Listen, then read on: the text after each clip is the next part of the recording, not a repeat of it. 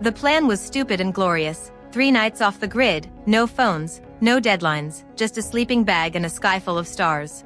We called it a reset. Amy, Lana, Pete, and Jonah, 4 people who made all the sensible choices during the week and then broke them on the weekend.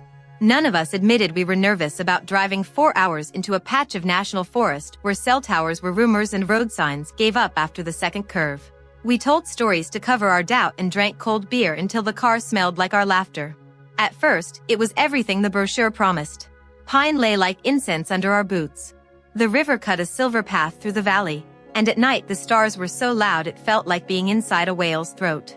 We hiked, told dumb jokes, roasted marshmallows, and built a fire with the kind of arrogance only city people bring to the wilderness. We set up tents by a ridge that overlooked a basin of black fur, private, quiet, perfect. The strange part started the second night. We were sitting around the fire, the flames throwing our faces into cartoon shapes, when Jonah said, half joking, "You know what I hate? Those old trails people leave like they expect us to follow without asking why." Pete laughed and tossed another log on the fire. Lana rolled her eyes and teased him about being too philosophical for a man who still Googled every mushroom before he ate it. I remember the conversation because it was ordinary. Ordinary details matter in hindsight. The knock came like a punctuation mark, 3 rap rap rap on the hollow of a tree near our tent. We all went quiet. The sound was distinct from owls and wind, human in cadence. Jonah's grip on his mug tightened. "Probably a ranger," Pete said, voice too upbeat. The rational part of us wanted the world to be boring. We unzipped the tent flap and shone our flashlights into the dark. Nothing. No feet, no flashlight beam returning to meet ours. Just the trees, breathing faintly. I joked about raccoons. We should have gone to bed. We didn't. At 2:03 a.m., another knock. 3 taps, the same rhythm, now coming from the far edge of our small camp, as if whatever or whoever had been keeping time for us had moved around the perimeter. We all heard it. This time, the sound had a texture, something wooden tapped and held. The echo answered from behind the ridge. Jonah swore under his breath. By sunrise, we were rational again. A trick, a prank, a hunter. We scouted the area with coffee sloshing in our cups and found prints by the river. Tracks that weren't ours. Shoe prints, yes, but narrow, with an odd toe pattern like someone had worn boots that had been carved or retooled. Deeper in the loam we found a circle of stones, small and deliberate, with a bundle of twigs tied at the center. There were markings on the nearest tree, 3 short slashes, carved shallow, not old enough to be mossed over. They looked recent, precise, almost polite. Pete said it was likely campers, a group with strange rituals. Jonah muttered that people liked symbols to make places seem their own. We photographed it, uploaded the pictures when we had bars, and felt small relief in proving there was an explanation. By the second night, the knocks started shaping our sleep. They came from places that moved, one night at the south edge, one night at the north slope, always 3, always measured. We set watches. At midnight, Pete would nod off and say he heard would knock, and then he'd awake with his face pale as if someone had read the private parts of him out loud. We joked about hauntings as a way to name our fear. Laughter is a thin suit to wear against something patient. On the third night, it escalated. The wind came up like someone running their hands across the heavens. We had been quieter, retired early. Around 2 a.m., the campsite brightened with a faint, distant light, 2 pale points like eyes across the basin. They hovered near the tree-line and did not move like lanterns would. The air tasted metallic, and the fire wanted to be the only light in the world. Someone should have left then. None of us did. Pete shouted, because he could always channel a false kind of bravery. "Hey," he called across the dark. His voice sounded small. The lights blinked off and on, and then there was a sound that tore the quiet into threads, a chorus of low something, like wind through a pipe but organized, vocal. That sound made the hair along my arms red a list. Jonah swore and dropped his bag. Lana started to cry without knowing why. We packed in minutes the way people do when the nausea of fear outruns the slow logic of leaving. Tents were collapsed, backpacks thrown on without the grace of care. We ran toward the trail and the car, and that is when we realized the path had shifted. The entrance we had used to come down the slope sat a quarter mile to the left, as if the forest had grown a new hallway while we slept. I remember the panic as a dry, impossibly sharp thing. Our route had been altered and we were less sure of where the world ended and the trees began. That is when we saw the shape by the creek, a silhouette bent and still, head near water, hands cupping something. For a second I thought relief might be the obvious reaction. Then I looked closer. The silhouette wasn't a person at all. It was a form wrapped in tarps or animal hides, folded on itself, eyes hunched. Around it lay small mounds of earth, like child-sized graves, each one topped with a flake of white.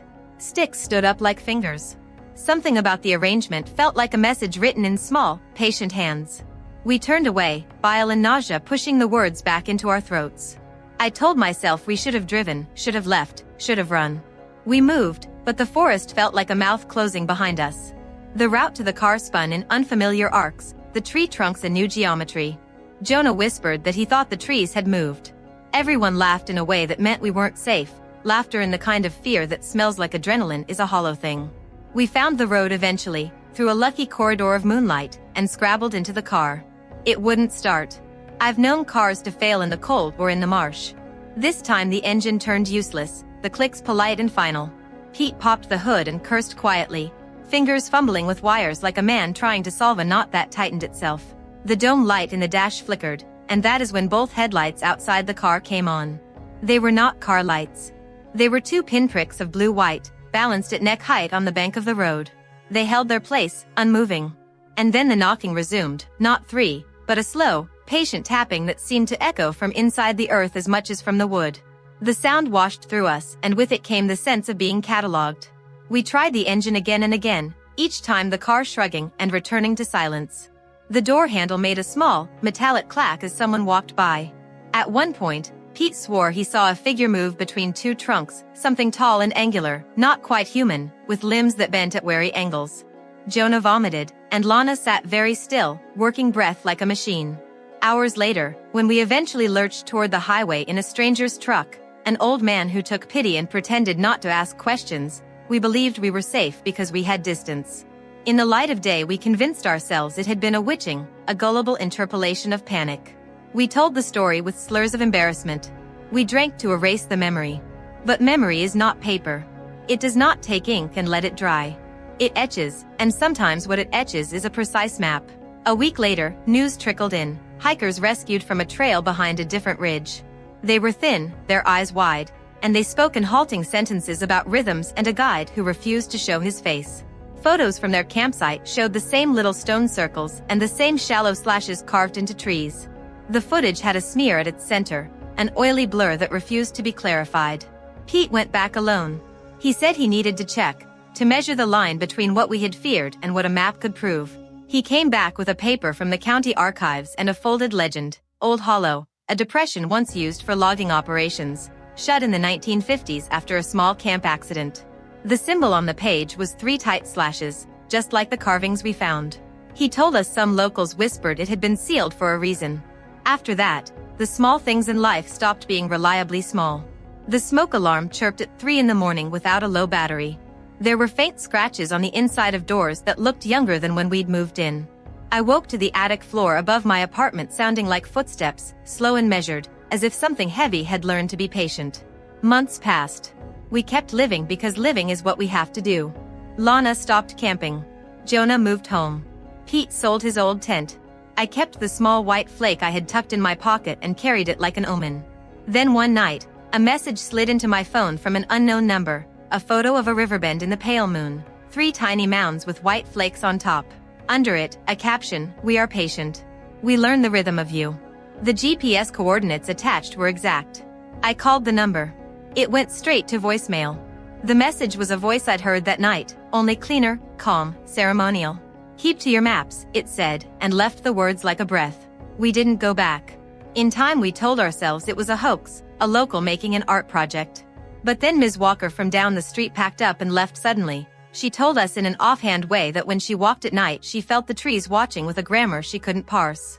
The county registry lost a page inexplicably, a page that, if it had stayed, would have shown the contours of Old Hollow more clearly.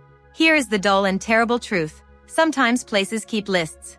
They mark your habit, learn the knuckles of your schedule, and wait until the day they can ask you politely to stay still. The camping trip that turned into a nightmare wasn't a scream in the dark, exactly. It was a ledger with slashes in the margin. It was being catalogued until the forest knew how you moved. We camped to be brave. Something else wrote us into a calendar.